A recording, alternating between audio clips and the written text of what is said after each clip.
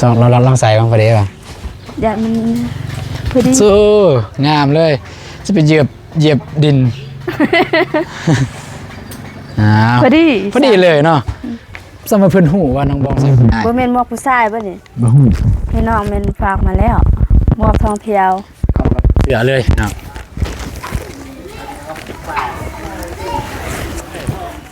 มักสีใดสีนี้ขอบใจเด้อขอบใจเด้อโอเคเอาได้แล้วสำนัก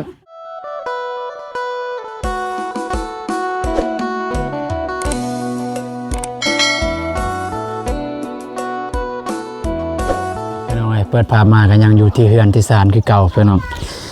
บ่ได้ไปใส่มือนี่ถือว่ามือนี่เบิดมืออยู่บ้านเลยที่จริงน้องบองเพิ่นก็ว่าสิไปช่วยเวียกเอื้อยได้เอื้อยอยู่เฮือนนั่นแหละพี่เอื้อยบ่ตูนไป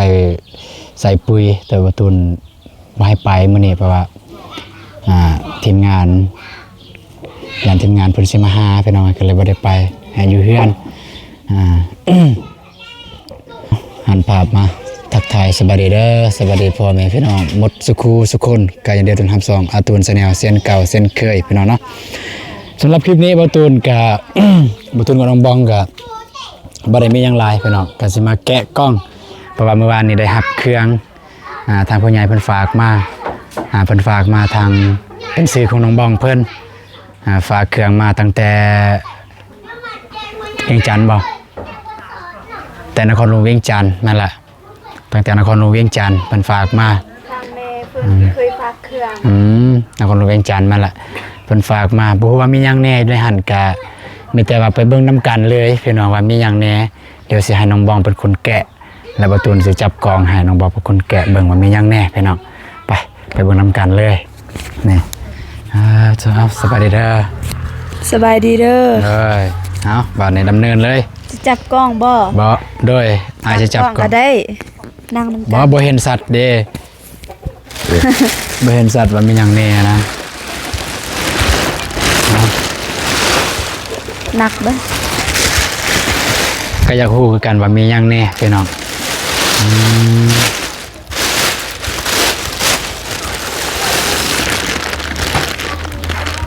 แต่ว่าก่อนสิแกะก็อยากให้น้องบองเล่าก่อนตามที่ลมกันกับผู้ใหญ่ลมกันว่าแนวใดแน่นะแบบว่าให้คนเป็นน้องคนนึงได้ทางแม่เพิ่นฝากเครื่องมาให้ก็คือแม่ที่เคยฝากเครื่องให้น้องนี่แหละ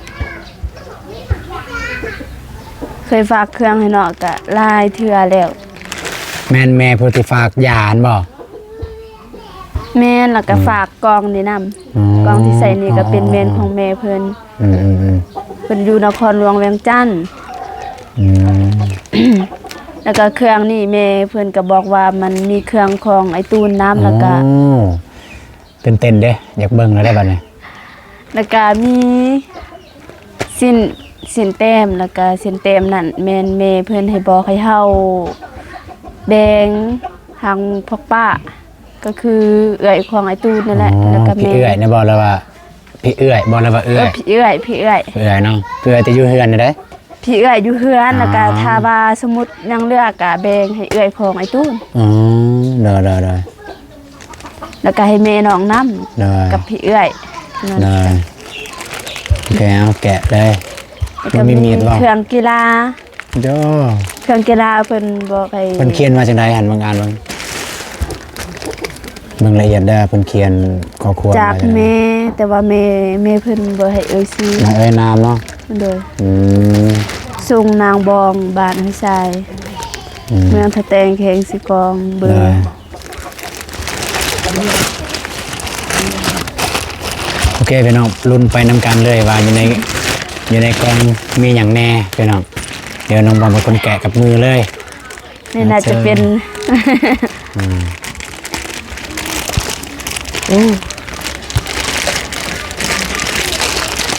ปอโซปอเป็นยังน่ะเกือบใส่เงินดองเลยสองเราลองใส่บ้างพอดีป่ะอย่ามันพอดีสู้งามเลยจะ จะไปเหยียบดิน พอดี พอดีเลยเนาะสมัยเพิ่นหูว่าน้องบองใส่เบอร์หยัง เพราะว่าแม่เพิ่นได้ถามก่อน โอ้แม่เพิ่นถาม เลย อืม ดีได้ใช้งานอย่างนี้ เบิ่งอันนี้มันยังอีก เกือบคือกัน โอ้เกือบอันนี้ก็เกือบเหมือนกันเกือบออกงานซะราคาก็สิแพงอยู่ตามเบิ่งลองใส่ของพอดีป่ะเปื่อนได้ จานพอดีนะ โอ้พอดีเลยพอดีป่ะ พอดี น้องบองไม่เคยใส่แล้วเกือบนั่นนี่ จานลุด ยันลุด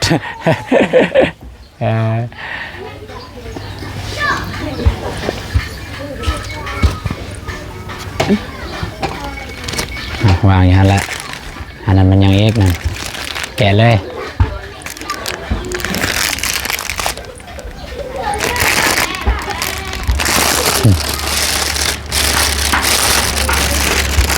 โอ้ มันยังโอ้ เจล เจียวยังเนี่ยซีเมนเจียวบองโอ้เจียวบอง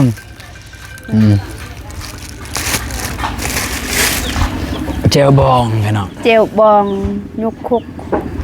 ใส่นางสูตรสวรรค์บวานรสชาติเผ็ดนัวเสพถึกปากคนลาวเจลบองหมด ปะเธอกินกับข้าวคักสุด บันนี้กล่องต่อไปพี่น้องมีจักกล่อง สี่เหรอ แต่ว่านี่เกะเดิม กล่องต่อไปบ้านเนี่ย เป็นหยังเนาะ เดี๋ยวเอาไปเอามีดก่อนพี่น้องเอ้ยตั้งกล้องบ้านเนี่ยแต่จะว่าสิให้น้องบองแกะเพราะว่าได้เครื่องสุดก่อนในประตูแกะได้เครื่องสุดนี้ให้น้องบองเพิ่นแกะเองเลยไว้ไม่ยังแน่ก็น่าจะเต็มโต๊ะอยู่ตามเบิ่ง รุ่นมันมียังอันนี้เป็นเขียนมาจากไหนนะ เขียนคือการเห็นฝากให้น้อง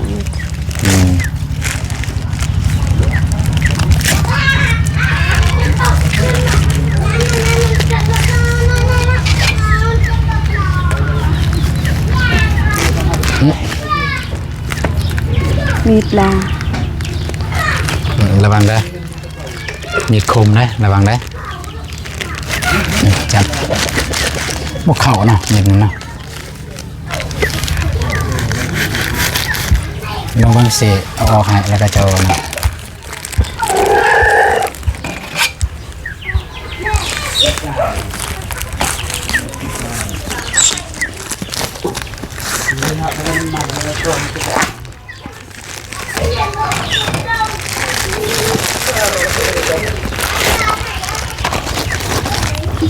ป่านนี้ก่อนจะน่าเก็บ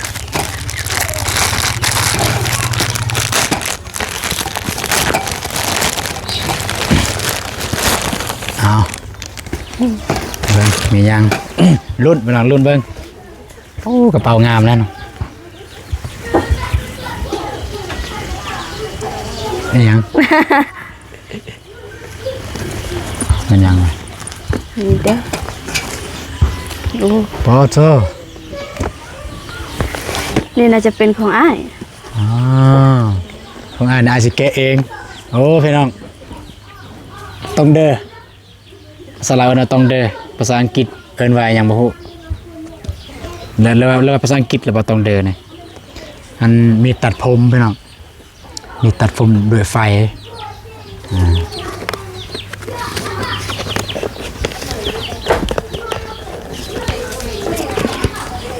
พอได้ตัดมืองานแล้วนี่ เด้ใส่มีดเนี่ยเฮ็ดหนูนี่เอ้า ฮะแม่นวะนะสลัดมาทางชีวิต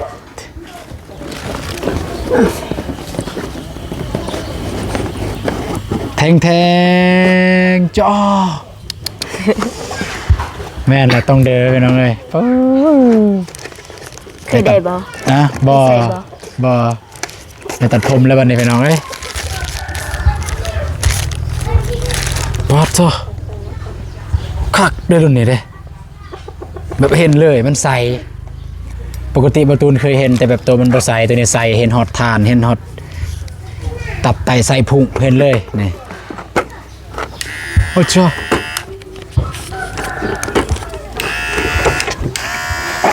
ใส่พุงลองสิโกนหนวดเอาลองมาสิโกนหนวดอ้าย เสื้อเดี๋ยวไปซากขอบคุณหลายๆเด้อเมียนคักบ่ฮู้ว่าราคาเท่าใดแม่เพิ่นซื้อเนาะแพงคือสิแพงอยู่ตามเบิ่งกันเลยตามเบิ่งในแพง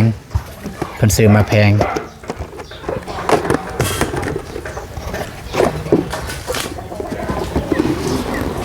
โอเคตัวนี้เมียนแบบนี้แหละเอาเรียบร้อยกล่องต่อไปนั่นเป็นยังไงโอ้มีตัดอันนี้มีแบบเก็บรายละเอียดตัดคักนี่อันนี้มีดสร้อยมีดสร้อยให้ผมบางๆอย่างไรสมมติผมหน้าเนี่ยสร้อยตัดคือครบสุดเลยนะพี่น้องเลย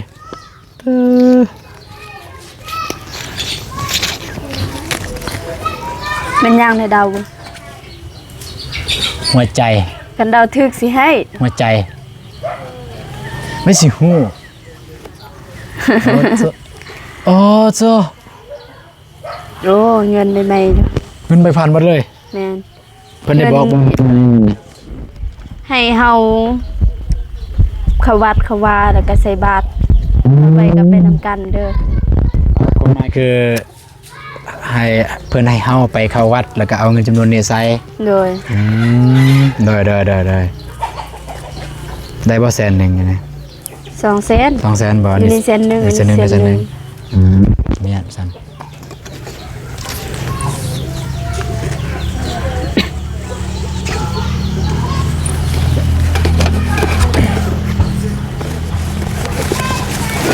โอเคบัดนี้กล่องต่อไปนักอีกกล่องนึงนะอาจจะแกะเนี่ยโอ้เอาได้แล้วโ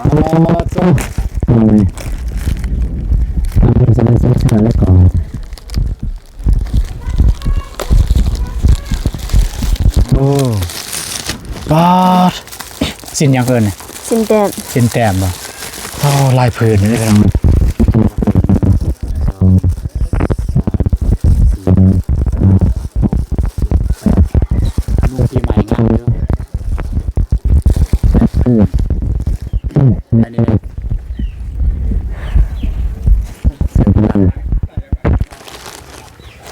ปะโตมีแต่เสือกีฬาหมดเลยอันนี้เสือยังไง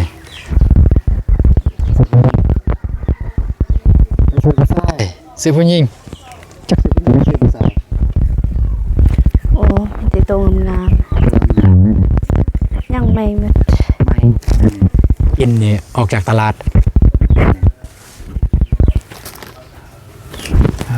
เจ้าหลายแท้เพิ่นให้ไผแน่เสื้อนี่อ๋อเจ้ามีหอดทงมืออีกทงมือนี่เพิ่นให้ไผอ๋อทงมือเฮ็ดเวียกทงมือเฮ็ดเวียก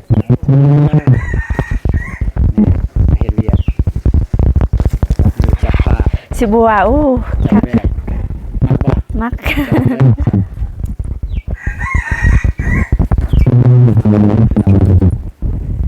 มันได้แน่ตัวนี้นี่กับไม่บอกบางทีก็ฝากให้น้องมือนี่ตามที่แม่เพิ่นเว้ามีแต่ว่าสิ้นแดงให้น้องของไอ้ตูนแล้วก็เสื้ออันนี้เพิ่นก็บอกให้ไอ้เจ็บน้ำแน่จากตัวนึงกัน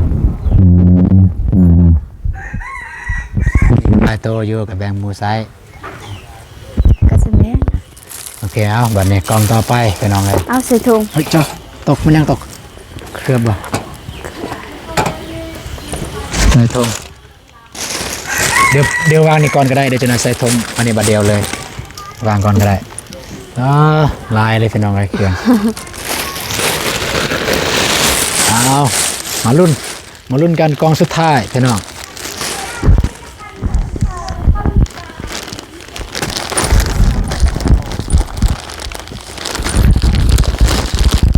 เพิ่นบ่เห็นยัง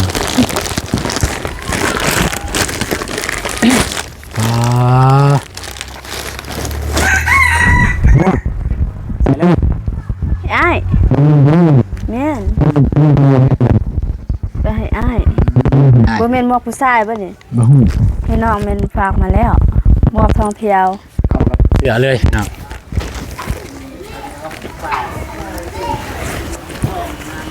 โอ้เจ้าเสือนี่งาม มัก ของ บ่ บอลตูนแน่นอนทำไมวะ เลย ขอบใจได้โอ้เจ้างามไปน้องเลยคือสิแพงยังเบิ่งราคาบ่มีราคาจังได๋เพิ่นบ่ได้ติดใส่ เป็นหยังเนาะ แต่ว่าตามเบิ่งเนี่ยแพงทอมมี่ เบิ่งจักเพหัน เบิ่งจากแพงกับแพงแล้วพี่น้องเอ้ยเสือฮะวาง โอ้ เสือน้อง ตัดผม แม่นบ่ แม่น โอ้เจ้า ครบ แปะตัดผมก็มีครบเลยโอ้ขอบคุณในรายเด้อจะได้ให้น้องสายเปิดทานตัดผมแล้วบัดนี้เพิ่นหูตัดอยู่อาจ้ะเสือ เสื้อผู้ชาย เสือผู้ชาย น่าจะแม่นให้อ้ายแต่เสื้อผู้ชาย เลยกระจายวางนี่ก่อนอันนี้ก็ผู้ชายอีกเลย ผู้ชาย ถ้าตัวงามๆเลยเสือพี่น้องกันให้เลือกบ่ได้เลย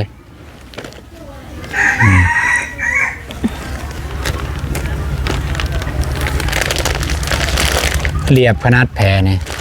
โอ้โก้ย สุดจะสาว สุดจะสาวนุ่งเด้อโอ้โตนุ่งมือแต่งเด้อ พอดีอยู่ป่ะ จักเด้ ลองไปนุ่งป่ะลองนุ่งตอนนี้เลย ได้ป่ะลอง จะน้อย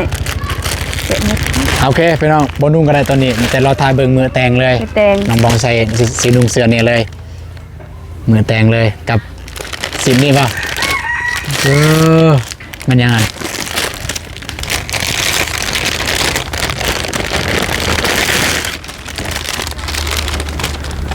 พี่เบียง ไปเบียงเข้าวัด พี่เบียงงานแต่ง ไปเบียงงานแต่ง อืม ใช่เจ้านี่ เดมมาซีเนี่ยมันเข้ากัน มันเป็นสินป่ะ พี่เบียง อันนี้สิ งาน นแต่งก็ใส่พี่เบียงอันนี้ อันนี้สินมันแต่ผู้หญิงใส่แต่แบบผู้ชายบ่มี ใส่ก็มี อืม แต่ว่าอ้ายอยากใส่บ่ คักสุดบาทเลยในมือนั้นแหละเจ้าสาวของบตูนสวยที่สุดในปัตตภี งามเพลงที่สินเลยอยู่ลาวเฮาในเพลง กีบเลยว่าเขากีบแล้วบาน ยัง ยังทันกีบไปกีบเดี๋ยวมีเวลาจะไปกีบจ้านี่นับบ่หมดพี่น้องเครื่องลายอยู่นี่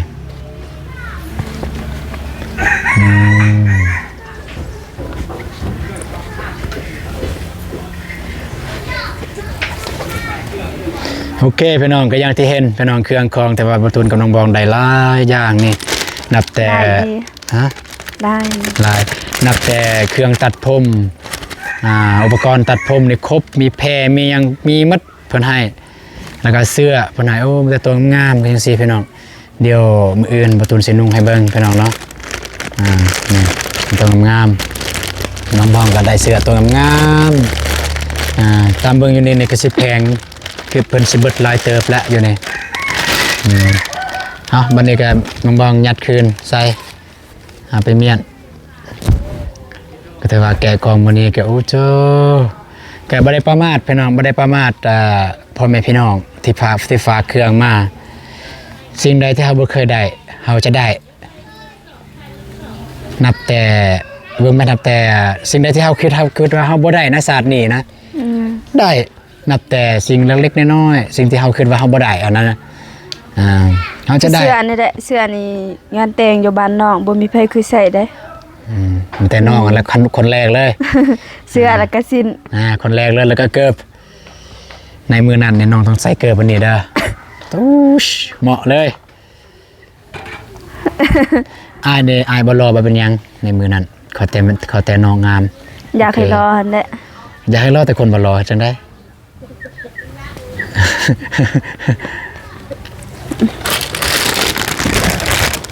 เอา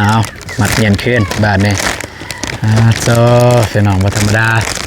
ว่าได้เครื่องมื้อนี้แต่ก็ถึกโคง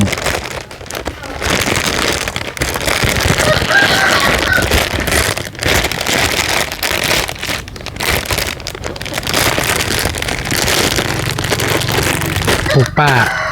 าเพิ่นยังอยู่บ่คันหยังก็เอิ้นเลยเอิ้นมาเอาเลยนี่น้องมอบให้เลยเอิ้นเลยก็ได้เอามีเมียนก่อนก็ได้เฉพาะตัวนี้แล้วจึงเอิ้นป้ามาแล้วก็เอาให้ป้าน้องจะให้ไผแน่น้องก็ให้แต่คันเรือไอ้ลืมจงไว้ให้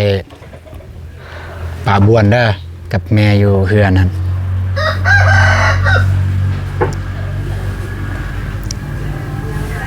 ซุมนี้ก่อนนี่พวกนี้ก่อน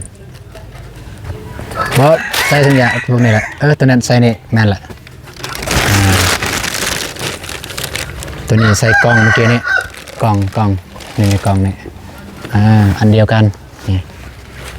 ใส่เลยตัวนี้ใส่นี่เลย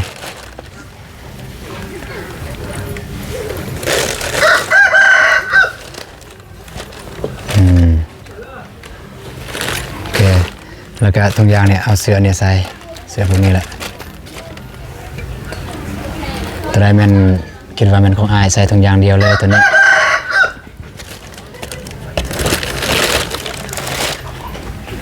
แต่ว่ามื่อนี้น้องบองแกะเองเลยกล่องพี่น้อง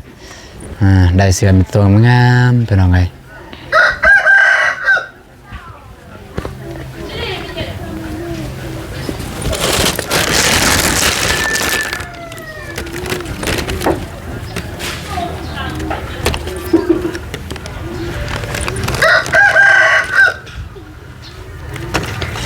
ได้บ่เป็นลานเองเลย ย่อกระตาใส่กันแม่ใส่กันแม่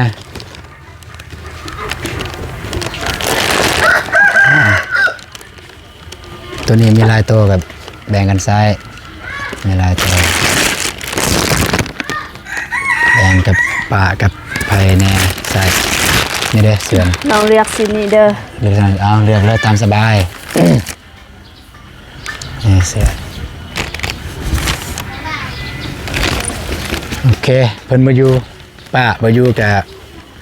มาเป็นยังเดี๋ยวให้ลังใหม่ก็ได้เนาะให้ลังใหม่ก็ได้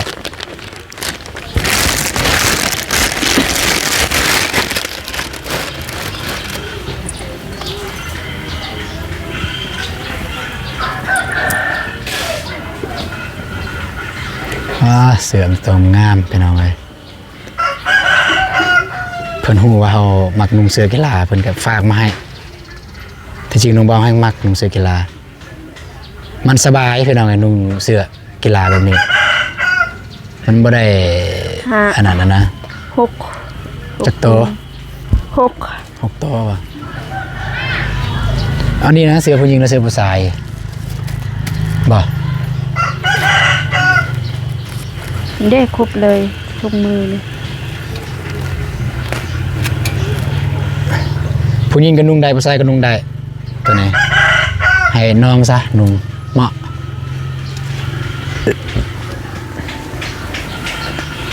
นี่เหมาะอยู่งามจะไปบังหน้า งาม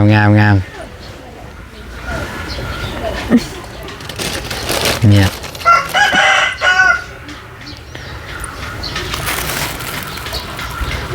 อันนี้ได้8พื้นพี่น้อง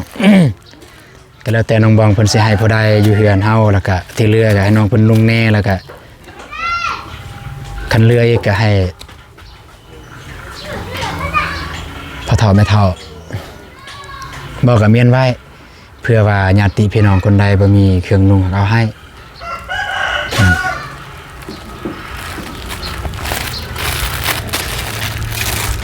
กันตามจุดประสงค์ของผู้ใหญ่เพิ่นให้แบ่งเนาะก็แบ่งแต่เพิ่นให้เฮาเมียนเฮาก็เมียน มันให้แดงมันเมนให้เมียน แบ่งเนาะโอเคบาทนี่เอามาวางกองโต๊ะเลยบาทนี่วางหมดเลยเครื่องกองโต๊ะเลย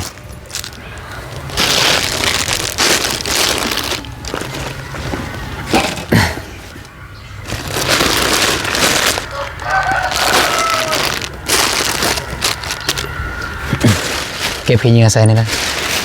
ใส่นี่ขี้เหงื่อใส่ตัวเดียวอันนี้ใส่นี่เลยตัวนี้ใส่นี่ตัวนี้ใส่ธงดำนี่เลยสำหรับแจวเนี่ยปะเทิงเผื่อไว้กินเลยแต่สำหรับเครื่องเนี่ยใส่นี่เลย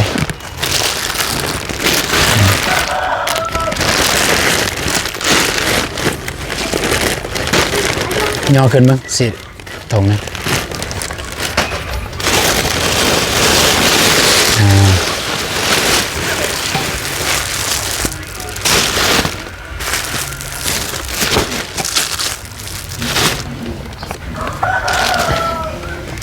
อันเดมนานแล้ว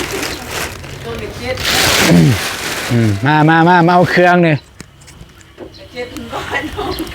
ตัวนี้เอิญป้ามาเอาเครื่องก็ให้เพิ่นเลือกเนาะแล้วแต่ว่าเพิ่นอยากเอาสีใด หาตัวนึงแล้วก็สิ้นพื้นนึงให้เพิ่นเลือกแล้ว เสื้อ ก็มีถุงมือ ตรงมือนะเอา ครบเลยถุงมือ ให้เพิ่นเลือกแล้วสียัง นี่ให้เพิ่นเลือกมักสีใด กับเสือนะเอาเสือกีฬาเลยมักสีใดนี่3 คนแต่ว่าพอแล้วนี่3 คนเลยนี่ถุงมือพร้อมอ่ะ แจกเป็นเต็กโอ้ย โอเคขอบใจจ้ะ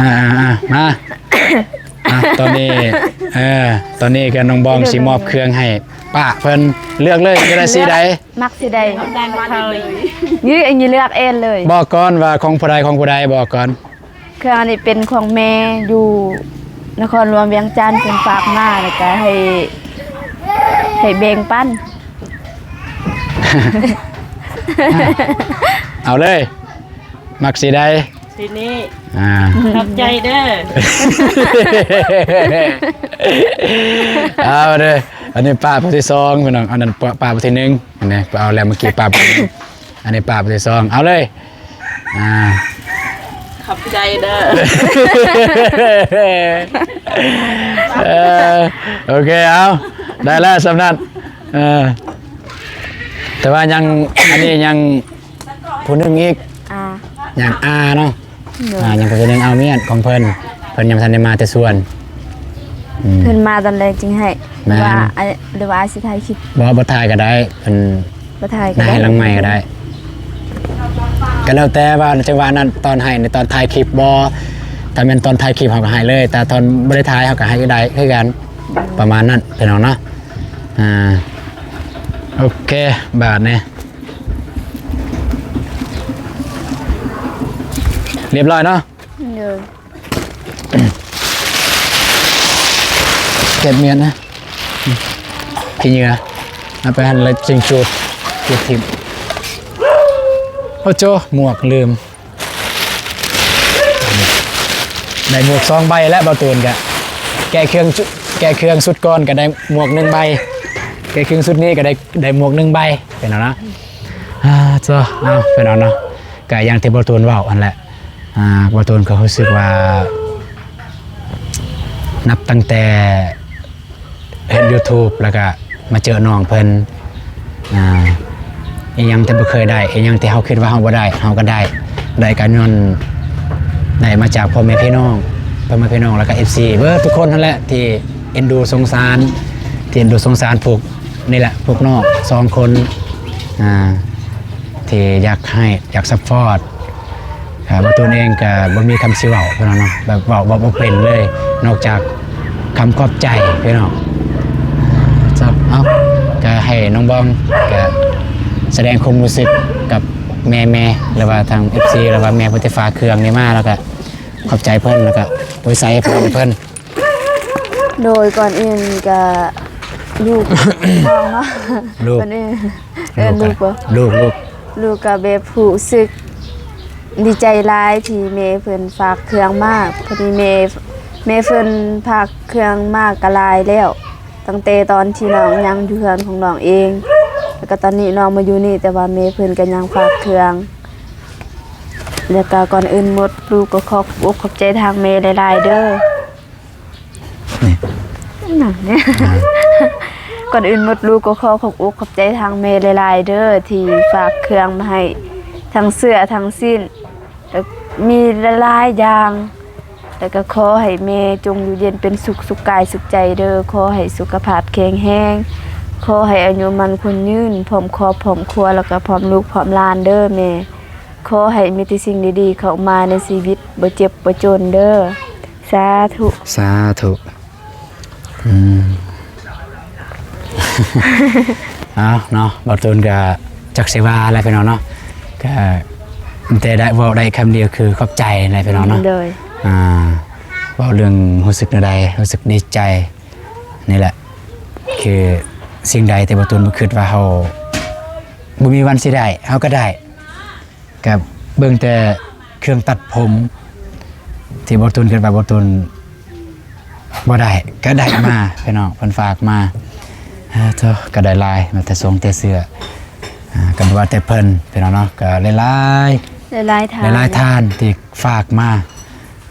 ที่ฝากมาบ่ว่าเป็นเงินหรือเป็นวัตถุสิ่งของเพิ่นฝากมาให้ก็ขอขอบคุณใจทาง FC ทุกคนแล้วก็พ่อแม่พี่น้องเบิดทุกคนแล้วก็ที่สำคัญก็คือแม่ผู้ที่ฝากเครื่องนี้จังได๋ก็ขอให้แม่จงมีแต่ความสุขความเจริญปรารถนาสิ่งใดก็ขอให้ได้สิ่งนั้นดังสมการปรารถนานอนให้ได้เงินหมื่นตื่นให้ได้เงินแสนที่สำคัญกับสุขภาพเป็นแหละให้แข็งแรงอยู่กับลูกกับหลานตลอดไปเป็นโฮมโปรโฮมไซให้ลูกให้หลานตลอดปีและตลอดไปเด้อแม่เด้อให้มาตอนนี้ได้กลับเป็น100 เท่าพันเท่าสาธุ สาธุ เอ้าสำหรับคลิปนี้บ่ตุนกับน้องบองก็สิได้เก็บเครื่องเก็บของเพราะน้องบองเพิ่นได้นึ่งข้าวไว้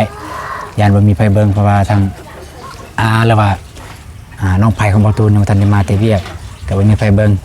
เขาเพิ่นได้นึ่งข้าวไว้เรียบร้อยมันสิยืดสิยาวโอเคพี่น้องแต่ว่าเจอกันในคลิปต่อไปเด้อพี่น้องเด้อสำหรับคลิปนี้บ่ตุนแล้วก็น้องบองขอกล่าวคำว่า สบายดี เด้อพี่น้องเด้อไปเจอกันในคลิปต่อไปพี่น้องไปพ่อครับ